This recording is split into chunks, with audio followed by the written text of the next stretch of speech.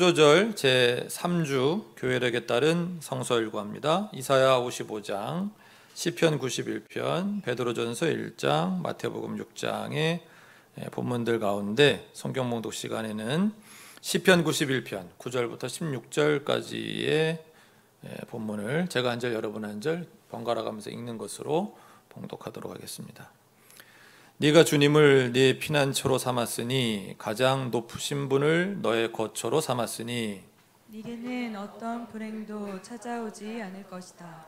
네 장막에는 어떤 재앙도 가까이 하지 못할 것이다. 그가 천사들에게 명하셔서 네가 가는 길마다 너를 지키게 하실 것이니 너의 발이 돌부리에 부딪히지 않게 천사들이 그들의 손으로 너를 붙들어 줄 것이다. 네가 사자와 독사를 짓밟고 다니며 사자 새끼와 살모사를 이기고 다닐 것이다. 하나님께서 말씀하신다. 그가 나를 간절히 사랑하니 내가 그를 건져주겠다. 그가 나의 이름을 알고 있으니 내가 그를 높여주겠다. 그가 나를 부를 때 내가 응답하고 그가 고난을 받을 때에 내가 그와 함께 있겠다. 내가 그를 건져주고 그를 영화롭게 하겠다. 내가 그를 만족할 만큼 오래 살도록 하고 내 구원을 그에게 보여주겠다. 아멘. 기도드리고 설교 말씀 듣도록 하겠습니다. 주님, 주님의 날 우리가 한자리에 모이지는 못하지만 그래도 함께 예배드릴 수 있도록 인도하시니 감사합니다. 어떤 자리에 있든지 성령과 진리로 드리는 예배 될 수 있도록 도와주시옵소서. 부족한 종이 주님의 말씀을 대언합니다. 주님, 이 시간만큼은 그 부족함을 감추시고 주님의 말씀만 잘 전달할 수 있도록 주여 이 종을 붙들어 주시옵소서. 함께 하심을 믿사옵고 감사하며 우리 주 예수 그리스도의 이름으로 간절히 기도하옵나이다. 아멘.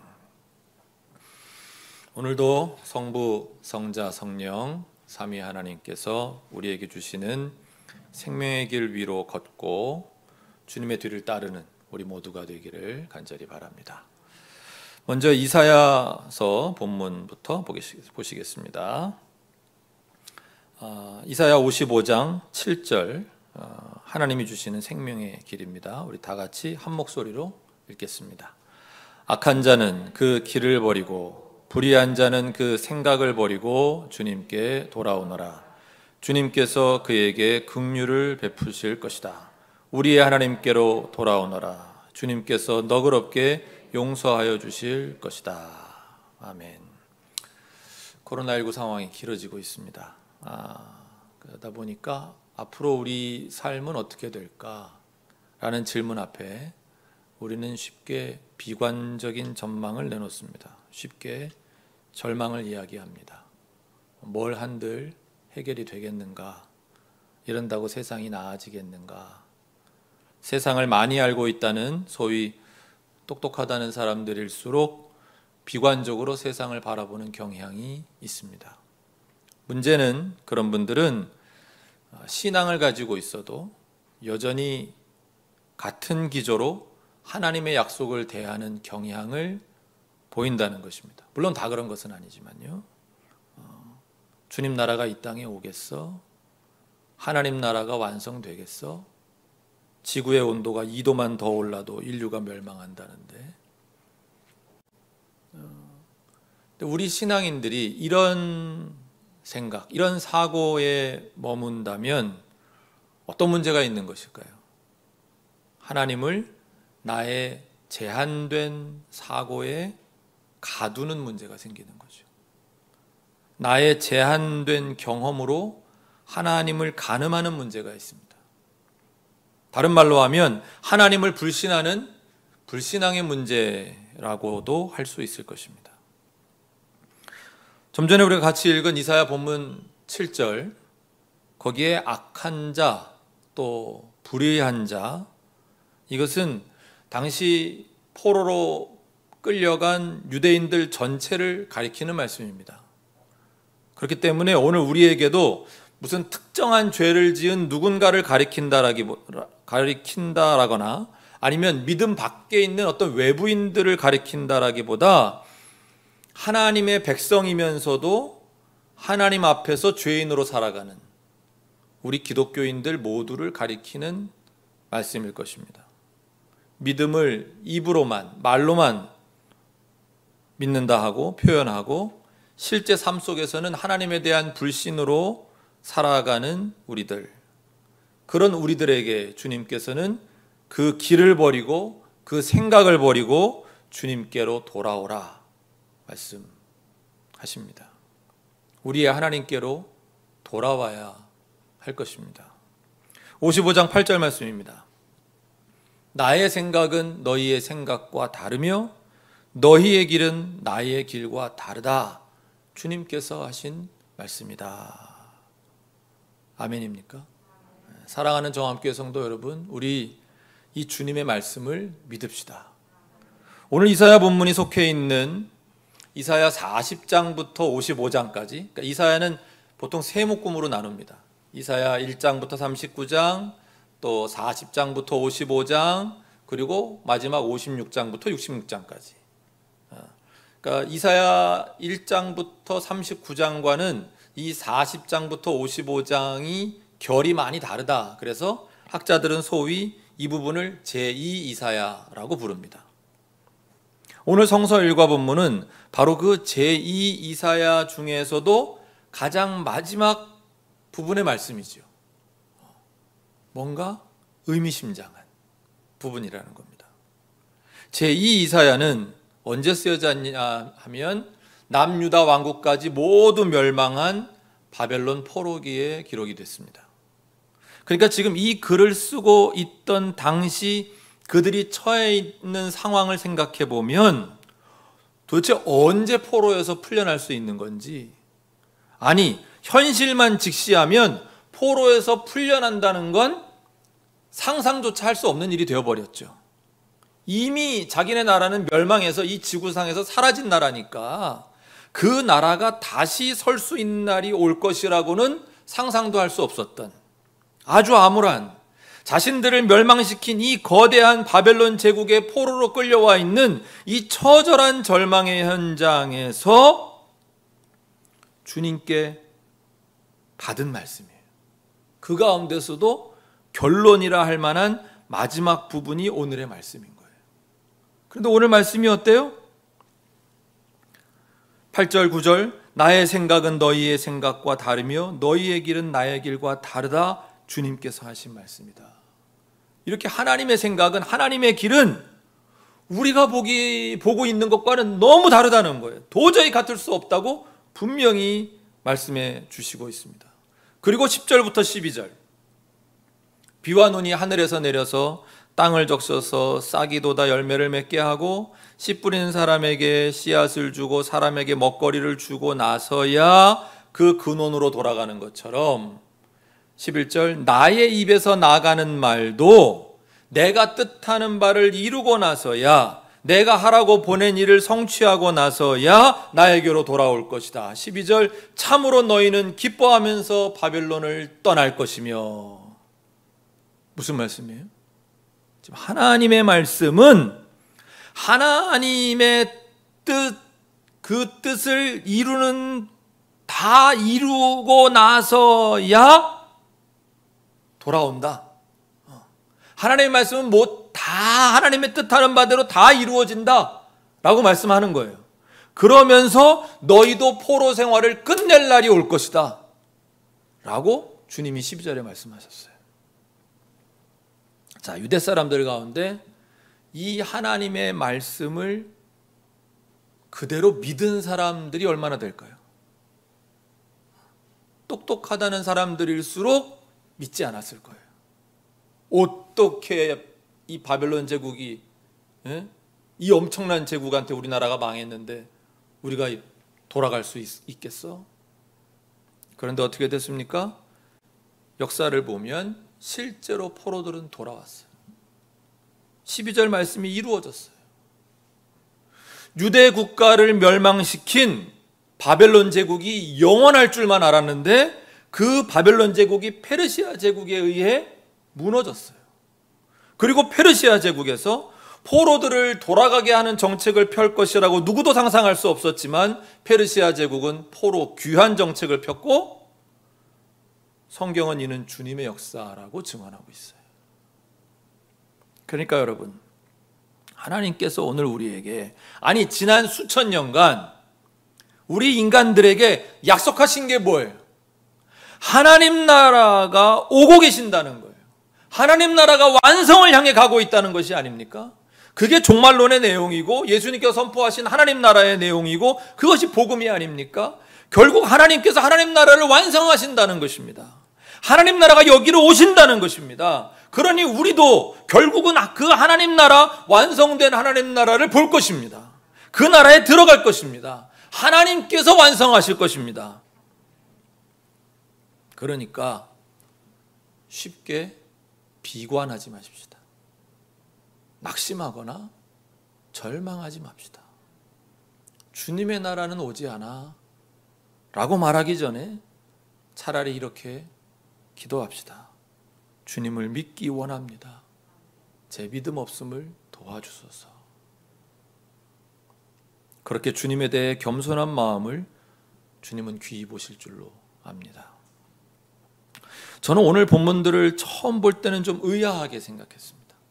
다 너무 귀한 하나님의 가르침들인 것은 맞지만 이게 창조절과는 무슨 연관이 있는 거지? 근데 설교를 준비하면서 깨달았습니다. 이 믿음, 결국은 하나님께서 하나님 나라를 이 땅에 오게 하신다, 완성하신다, 그 희망을 안고 살아가는 그리스도인이라면 이 땅을 이렇게 계속 망가뜨리고 착취하는 삶을 살지는 않겠구나. 이 세상은 하나님 나라가 이루어져야 할 자리인데 생태와 환경을 더 잘 보존하며 살아야겠다는 그런 생각을 실천으로 옮기며 살겠구나 하는 깨달음이었습니다. 두 번째 본문은 시편입니다. 시 91편 9절 10절. 너무 좋은 말씀들이, 이 시 91편 아마 이번 주 여러분 렉시오 디비나 하면서 굉장히 기분 좋으실 거예요. 그런데 여기 91편의 11절, 12절 그리고 13절을 보시면 이거 어디서 많이 보았던 말씀들입니다. 시 91편 아니고 다른 데서, 특별히 신약에서. 그렇습니다. 예수님을 유혹하던 사탄이 바로 이 11절과 12절을 인용했습니다. 마태복음 4장 6절 말씀입니다. 네가 하나님의 아들이여든 여기에서 뛰어내려 보아라. 성경에 기록하기를, 여기에 이 사탄이 얘기한 성경에 기록하기를, 이게 시 91편 11절 12절이거든요. 하나님이 너를 위하여 자기 천사들에게 명하실 것이다. 그리고 그들이 손으로 너를 떠받쳐서 너의 발이 돌에 부딪히지 않게 할 것이다 하였다. 그랬습니다. 그리고 재밌는 건요, 바로 그 밑에 시 91편 13절은 예수님께서 인용하셨어요. 누가복음 10장 19절입니다. 보아라, 내가 너희에게 뱀과 전갈을 밟고 원수의 모든 세력을 누를 권세를 주었으니 아무것도 너희를 해하지 못할 것이다.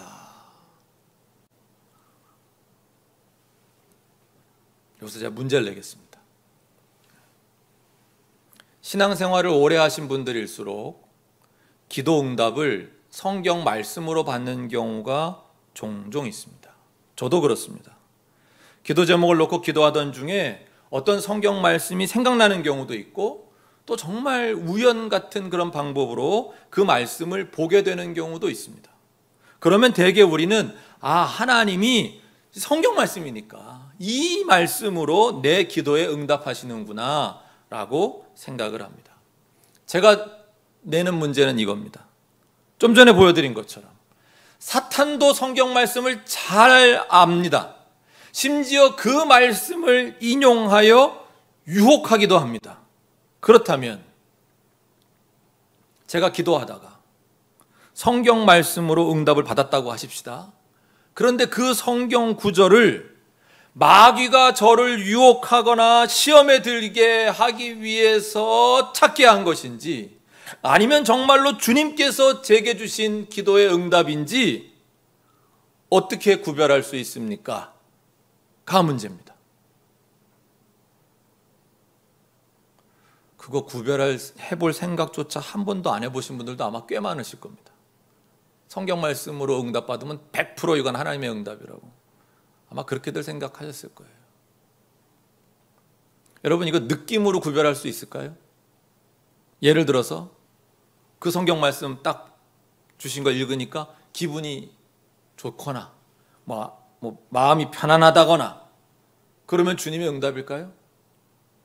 마음이 흡족하거나 아니면 또는 마음의 불안이 사라지면 성령의 인도하심일까요? 아니면 이성적으로 생각해도 받아들일 수 있는 그 내가 원하던 기도 응답이면 그러면 주님의 응답일까요? 영적 분별이 쉽지 않습니다. 제가 힌트를 하나 드리겠습니다. 예수님이 받으신 기도 응답이 힌트입니다. 예수님이 십자가를 지시기 전 겟세마네 동산에서의 마지막 기도를 생각해 보십시다.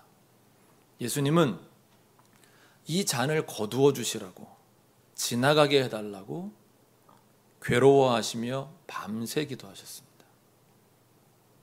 제자들에게 왔다 갔다, 제자들이 자꾸 자고 있으니까 왔다 갔다 하시면서도 몇 번을 기도하셨습니다. 그러나 하나님께서는 거두어 주지도 지나가게 하시지도 않으셨습니다.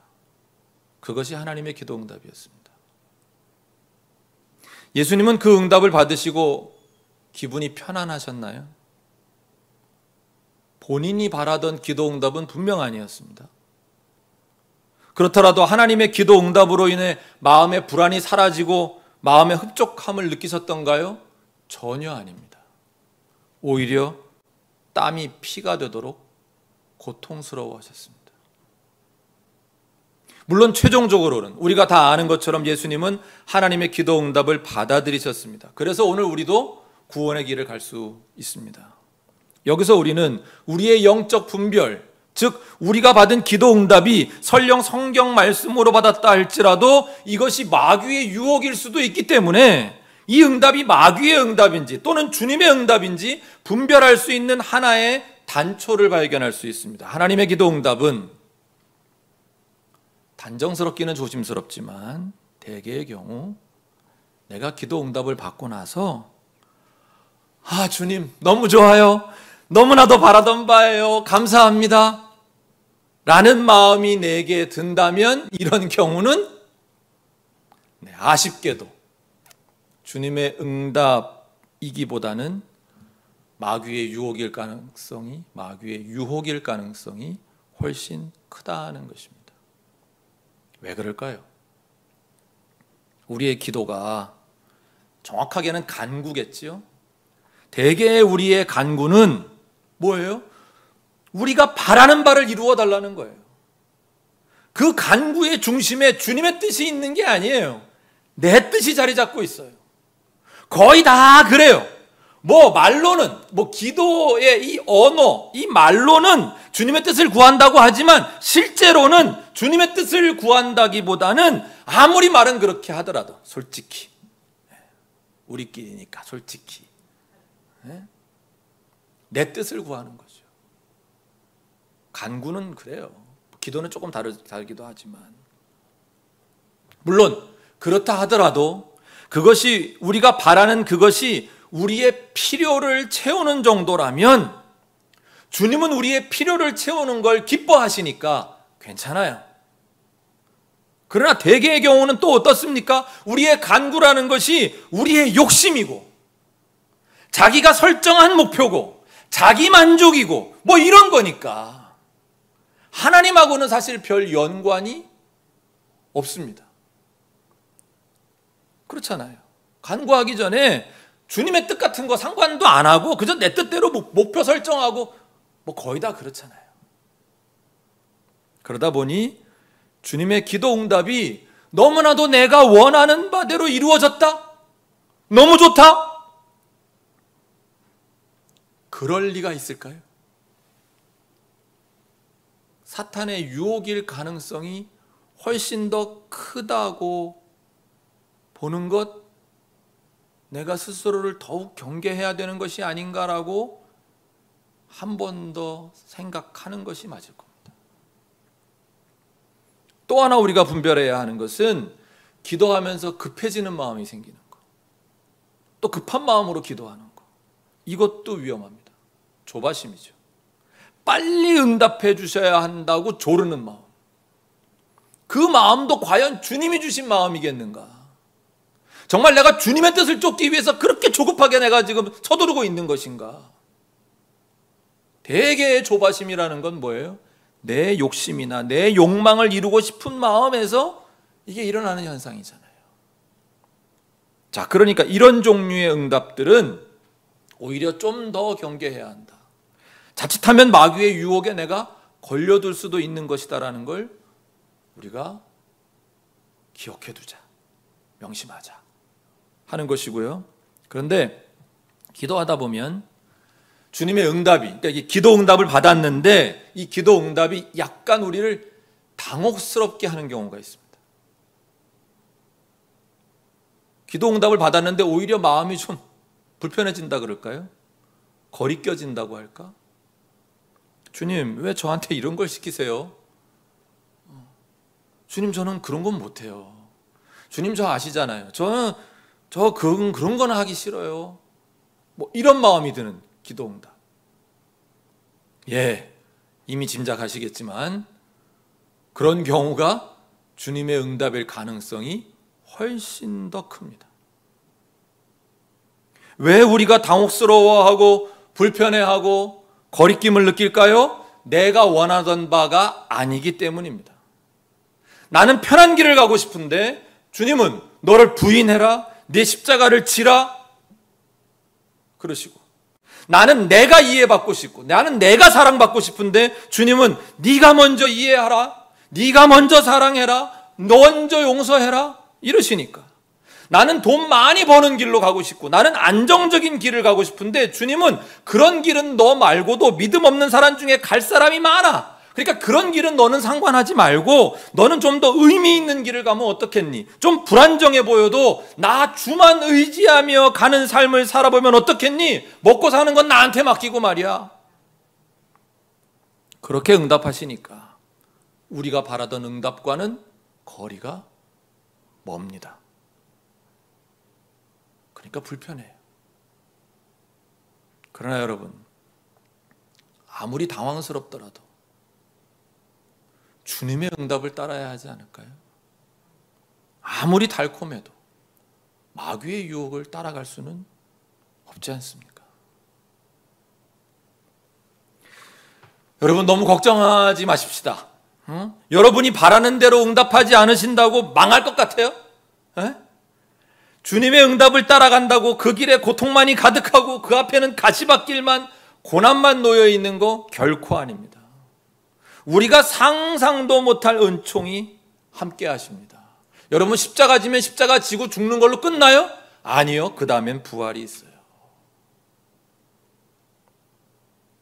전혀 내 계산으로는 기대조차 할 수 없었던 삶, 기막힌 은혜, 주님이 주시는 평화, 기쁨, 행복, 소망이 바로 이 진정한 주님의 응답의 길, 바로 거기에 있습니다. 이사야 55장 오늘 성서 일과의 본문 말씀 잊지 마시기 바랍니다. 주님의 길, 주님의 생각은 우리와는 완전히 다르시다는 거예요. 55장 9절 말씀에 하늘이 땅보다 높듯이 나의 길은 너희의 길보다 높으며 나의 생각은 너희의 생각보다 높다. 우리에게 가장 복된 길로 응답하시고 인도하고 계신 거예요. 근데 우린 땅에 있다 보니까 하나님의 뜻은 하늘에 있는데 우리 눈에는 아직 그게 뭔지 보이지 않아서 우리가 그냥 걱정할 뿐인 거죠. 이렇게 살아도 될까? 오늘 본문 시편 91편 14절 이하의 말씀을 보십시다. 여러분, 여기 보세요. 하나님께서 말씀하신다. 그가 나를 간절히 사랑하니 내가 그를 건져주겠다 하시면서 쭉 16절까지 이어지는 여러분 이 축복의 말씀들을 보세요. 여러분, 우리가 이걸 보면 우리에게 가장 필요한 게 뭔지를 보여주시는 거예요. 우리가 삶을 살아가는데 가장 중요한 게 뭔지를 보여주시는 거예요. 그게 뭐예요? 그건 그냥 주님을 간절히 사랑하는 거라는 거예요. 주님을 우리가 사랑하기만 하면 그냥 다른 거 다 끝나요. 게임 오버예요. 91편 14절 이하의 본문은 하나님을 사랑함에 인정을 받은 사람들이 받고 누릴 복에 대한 말씀이 이어지는 거예요. 14절, 주님을 간절히 사랑하는 자 내가 그를 건져주겠다, 내가 그를 높여주겠다. 15절, 내가 응답하고 내가 그와 함께 있겠다, 그를 건져주고 영화롭게 하겠다. 16절, 그를 만족할 만큼 오래 살도록 하고 내 구원을 그에게 보여주겠다. 하나님의 약속입니다. 하나님의 약속도 못 믿겠으면 신앙생활을 계속 해야 되나 고민하셔야지. 그러니 여러분, 우리 증명하며 살면 좋겠어요. 내가 주님을 얼마나 간절히 사랑하는지, 내가 주님을 얼마나 간절히 사랑하는지를 우리가 증명할 수 있으면 여러분, 우리가 원하는 거 주님이 다 우리에게 이미 예비하고 계시는 거예요. 여러분, 우리가 하나님을 정말로 간절히 사랑하는 사람이라면 어떻게 살아갈까요? 하나님의 뜻을 이루고자 노력하며 살지 않겠습니까? 하나님 사랑한다면서 하나님 뜻하고는 아무 상관없이 살지는 않을 거 아니에요? 하나님의 뜻대로 이웃을 사랑하기 위해 방법을 찾을 것입니다. 특히 자신이 누군가의 이웃이 되기 위해 정말 이웃이 필요한 사람들이 누구인지 살피고 그들을 위해 뭐라도 하려고 들 것입니다. 주님이 그들을 얼마나 사랑하시는지 알기 때문에. 성경에서 고아와 과부와 나그네를 사랑하신 주님을 발견했으니 오늘날로 하면 뭐예요? 사회의 안전망에서 잘 지켜지지 않는 사람들, 차별받거나 배제되는 사람들을 향한 사랑을 실천하려고 할 거예요. 또 인간들로부터 마구 착취당하는, 하나님이 사랑하시는 이 온 세상 자연 생태를 보면서 이를 보호하고 사랑하고자 하는 마음이 들 것입니다. 그런 사람이 하나님을 진실로 사랑하는 사람의 삶이라 할 것입니다. 다음은 베드로전서 본문입니다. 베드로전서 1장 21절까지인데요. 오늘 본문이. 본문 중 가장 마지막 절 21절의 하반절을 보십시다. 다 말씀하시고 그래서 여러분의 믿음과 소망은 하나님을 향해 있습니다. 그렇습니다. 우리의 믿음은 하나님을 향해 있습니다. 우리의 믿음이 하나님을 향해 있어요. 돈이 아무리 믿음직스러워 보여도 우리의 믿음은 하나님을 향해 있다. 소망이 하나님을 향해 있어요. 우리의 소망이, 우리의 희망은 하나님을 향해 있어요. 기후위기 때문에 세상은 망할 거야. 대한민국은 정치인들 때문에 망할 거야. 교회에도 희망은 없어. 이 망할 놈의 세상. 그래도 우리는 하나님께 소망을 두고 하나님께 희망을 둡니다. 희망은 하나님께 있습니다. 1장 17절을 보십시다. 우리 기독교인들은 이 말씀을 천시해요. 지금 베드로 사도가 뭐라고 가르치고 계시는 거예요? 하나님은 각 사람의 행위대로 심판하신다 하는 거예요. 각 사람의 행위대로 심판하셔요. 하나님은 사람을 겉모양으로 판단하지 않으신다 그랬죠. 무슨 뜻이에요? 하나님께는 선입견도 없고 편견도 없어요. 또한 하나님은 우리의 겉모습에 속지 않아요. 우리의 가식에 속지 않아요. 하나님은 정확하게 각 사람의 행위대로 심판하신다. 부모님 믿음이 아무리 좋아도 소용없어요. 집에 계신 사모님 믿음이 아무리 좋아도 소용없어요. 남편의 믿음이 아무리 좋아도 소용없어요. 각 사람의 행위대로 심판하세요. 오늘 전체 말씀들이 다 그래요. 뒤에 이어질 마태복음 말씀도 그렇고요. 오늘 성서 일과 본문들 이 모두의 결론은 그러니까 말로만 신앙인인 척하는 거 이제 그만하자는 거예요. 행위로 당신이 신앙인인지를 입증하라는 거예요. 당신의 믿음을 행동으로 보이라는 거예요. 그렇게 지금 촉구하시는 거예요. 하나님은 우리의 말이 아닌 우리의 행위대로 심판하신다. 그래서 뭐예요? 두려운 마음으로 살아가십시오 그러잖아요. 우리 인생이라는 게 17절 말씀에 있잖아요. 우리 인생이라는 게 나그네 삶 같은 건데 하나님 나라에서부터 와서 이 땅에 그저 잠시 있다가 하나님 나라 다시 돌아가야 되는 그런 나그네 삶 같은 건데 언제까지 이 땅에만 관심 가지고 이 땅에만 심느라고 난리를 치고 하늘에는 하나도 심는 게 없고 그렇게 입으로만 신앙인으로 살 거냐. 제발 좀 하나님 앞에서 나그네 삶 같은 이 인생 앞에서 두려운 마음으로 살아가라는 거예요. 근신하라는 거예요. 몸가짐을 조심하고 말을 조심하고 하나님은 그 각 사람의 행위대로 심판하시는 분임을 기억하며 살자. 13절 마음을 단단히 먹고 정신을 차려서 14절 전에 모르고 쫓았던 욕망을 따라 살지 말고 15절 모든 행실을 거룩하게. 예? 여러분 우리 못한다고만 하지 말고 제발 좀 신앙인답게 살려고 해보자는 거예요. 해보자 후회하지 말고. 여러분 그거 아세요? 예? 당하고 야 좀 해보자 후회 없이 제가 저 울컥하더라고. 되게 유명한 짤이에요. 예? 여러분 저 13절부터 다시 보여주세요. 하이라이트 된 부분만 우리 같이 큰 소리를 읽어봅시다. 김영경 선수의 마음으로 마음을 단단히 먹고 정신을 차려서 14절 전에 모르고 쫓았던 욕망을 따라 살지 말고 15절 모든 행실을 거룩하게. 좀 해보자. 맨날 하나님 앞에 나는 그렇게 못한다고 그 소리만 좀 그만하고 이제 좀 하려고는 해봤냐. 그렇게 살려고 해봤냐 좀.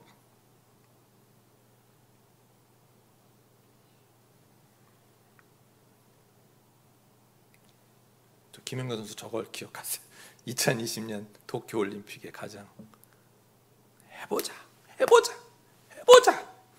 후회하지 말고. 마지막으로 마태복음 본문입니다. 마태복음 6장 이 5절부터 15절까지의 본문은 너무나도 유명한 본문입니다. 예수님께서 기도를 가르쳐 주시는 본문이죠. 9절부터는 이제 이렇게 기도하라고 가르쳐 주시면서 우리가 잘 아는 소위 주기도문, 주님의 기도 그 본문이 쭉 나옵니다. 근데 그 전에 5절부터 8절까지에서는 이렇게는 기도하지 말아라고 하시면서 우리를 가르치세요. 오늘은 이렇게는 기도하지 말아라 하신 부분만 잠시 살펴보고 설교를 맺겠습니다. 다른 본문들과의 이제 연계성 때문입니다. 그 핵심만 보십시다. 첫 번째 핵심은 5절에 있습니다. 이렇게는 기도하지 말아라. 그 첫 번째 핵심은 뭐예요? 그들은 사람들에게 보이려고 기도했다는 거예요. 뭐지요? 그때나 지금이나 마찬가지인데요. 다른 사람들에게 자신의 경건함을, 자신의 믿음을, 자신의 종교성을 보이려고 기도하는 사람들이 많다는 거예요. 누가 기도하는 모습을 보이려고 할까? 아니요. 왜 보이려고 그럴까요? 믿는 사람들끼리는, 신앙인들끼리는 이게 자기 자랑이 돼요. 자기 의도 돼요. 그리고 내 앞에서 너 따위는 감히 입을 열지 말라는 경고도 돼요. 왜? 나는 기도 많이 하는 사람이니까. 나는 이렇게 기도를 깊이 하는 사람이니까 내 앞에서 뭐 이러쿵저러쿵 아예 입도 떼지 마. 주님이 첫째로 경고하신 게 이렇게는 기도하지 말아라 하신 그 첫 번째 모습이 바로 이렇게 누군가에게 보이려고 하는 기도인데 오늘날까지도 많은 신앙인들이 이 유혹에 넘어가요. 앞에 다른 본문들에서 우리가 보신 것처럼 신앙의 본은 평소의 삶으로 보이는 거예요. 하나님은 우리 각 사람의 행위대로 심판하시거든요. 근데 말로만, 삶에서는 전혀 본이 되지 않는 사람들이, 그 평소 행위는 전혀 기독교인답지 않은 사람들이 기도하는 모습을 보임으로 자신의 믿음을 드러내려고 하고, 예배에는 절대 빠지지 않는 모습으로, 찬양에 막 빠져있는 모습으로, 봉사에 열심히 참여하는 모습으로 자신의 믿음을 과시하는 거, 이게 마귀의 유혹이라는 거예요.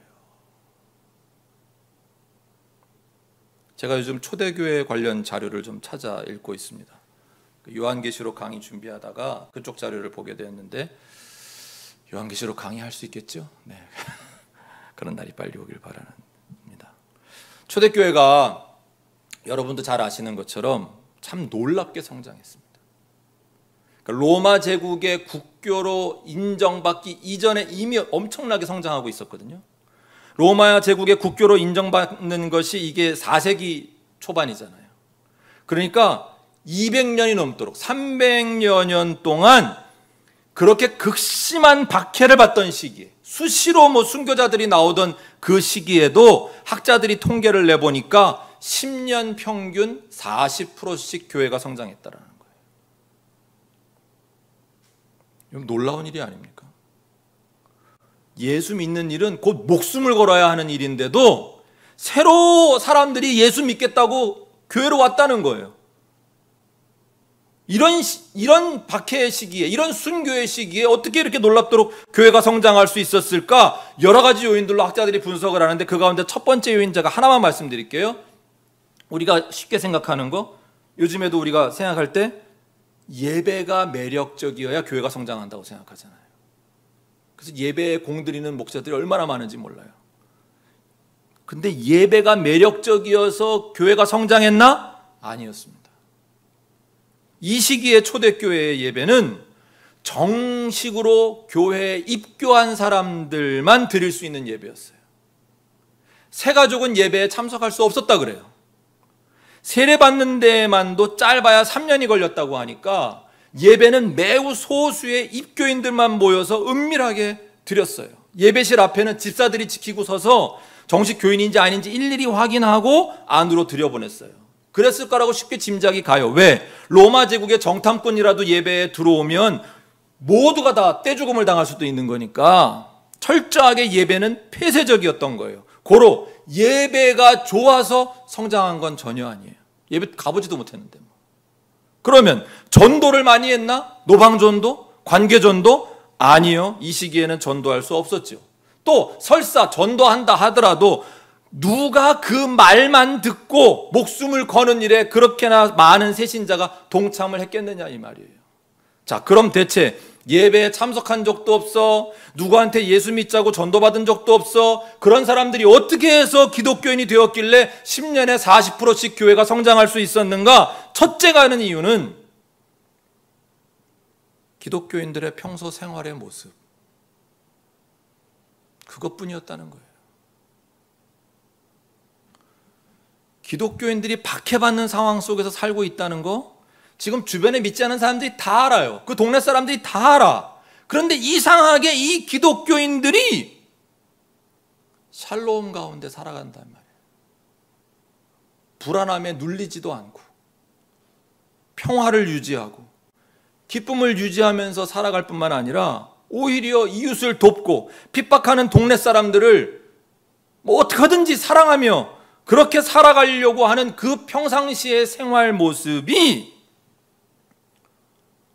저런 사람들이 다 있지?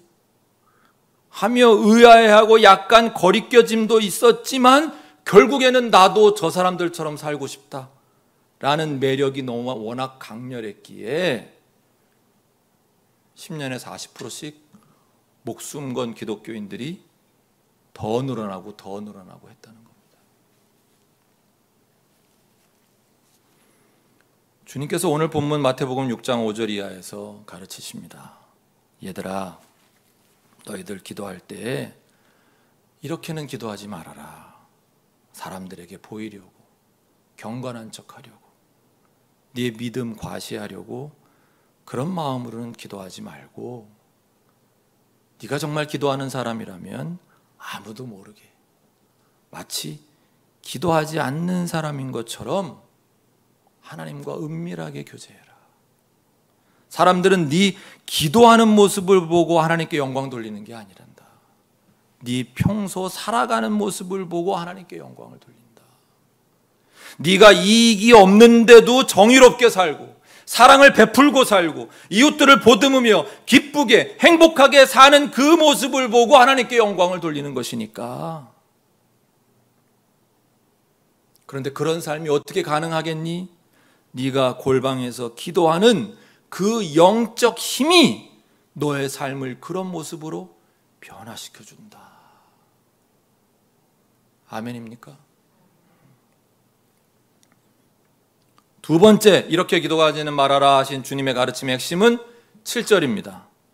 빈말을 되풀이하지 말아라, 말을 많이 하지 말아라 는 가르침입니다.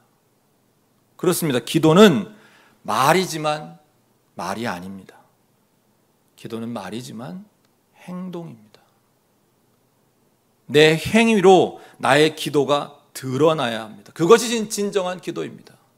기도할 때는 정의, 사랑, 용서, 평화를 위해 기도해 놓고 실제 삶에서는 불의를 행하고 미움으로 부르르 떨고 다 지나간 일들을 자꾸 되새기며 분해하고 주변에 자꾸 불화를 일으키며 우리가 살아간다면 과연 기도하는 사람의 삶이라고, 기독교인의 삶이라고 말할 수 있겠는가? 오늘의 설교를 정리하고자 합니다. 여러분, 우리 하나님을 믿읍시다. 그분의 생각, 그분의 길은 우리의 생각과 길과는 전혀 다름을 믿읍시다. 그분의 생각과 길은 우리의 그것과 비교할 수 없을 정도로 높음을, 마치 우리는 땅이고 하나님은 하늘인 것처럼, 그렇게 우리가 그분을 믿으면 내 눈에 뭐가 보이지 않아도, 내 손에 뭐가 잡히지 않아도 불안함도 덜어낼 수 있고 조바심도 덜 내고 우리가 이 구원의 길을 갈 수 있습니다. 하나님께서 세상을 구원하시고 하나님 나라를 완성하실 것을 믿고 우리도 그 완성하심에 손을 보태자고요. 하나님이 우리를 통해 일하실 테니까 입으로만 믿는다는 소리 이제 그만하고 행동으로 내 믿음을 보입시다. 해봅시다. 후회하기 전에. 어떻게 한 번 더 해요? 해보자. 그리고 오늘 우리는 기도 응답을 분별하는 법도 배웠습니다. 설사 성경 말씀으로 응답을 받았다 하더라도 분별이 요구된다고 말씀드렸어요. 왜요? 마귀도 성경 말씀을 인용하기 때문에. 하나님을 사랑하는 사람은 하나님의 뜻대로 살고자 노력하는 사람이에요. 하나님은 고아와 과부와 나그네를 사랑하십니다. 하나님은 세상을 이처럼 사랑하사 독생자를 주셨어요. 따라서 하나님을 사랑하는 우리도 차별당하는 이웃과 함께하고 파괴당하는 세상 자연과 함께합니다. 마지막은 이거였습니다. 내 평소 생활의 모습은 기독교인다움과. 세상 사람들이 보기에 저 사람이 믿는 신을 나도 믿고 싶다, 그런 생각 가질만 하게 내가 살고 있는가, 스스로에게 물어보자는 것이었습니다. 하나님을 경험하는 기도 생활을 원하시나요? 오늘 주님이 주신 가르침에 그 답이 있습니다. 여러분, 유튜브로 다시 보십시오. 추석 연휴가 시작되었습니다. 행복한 연휴 보내시기를 바라고, 주님께 영광 돌릴 수 있는 평소 생활, 가족들에게 인정받는 그런 명절 되시기를 주님의 이름으로 축원합니다. 기도드리겠습니다.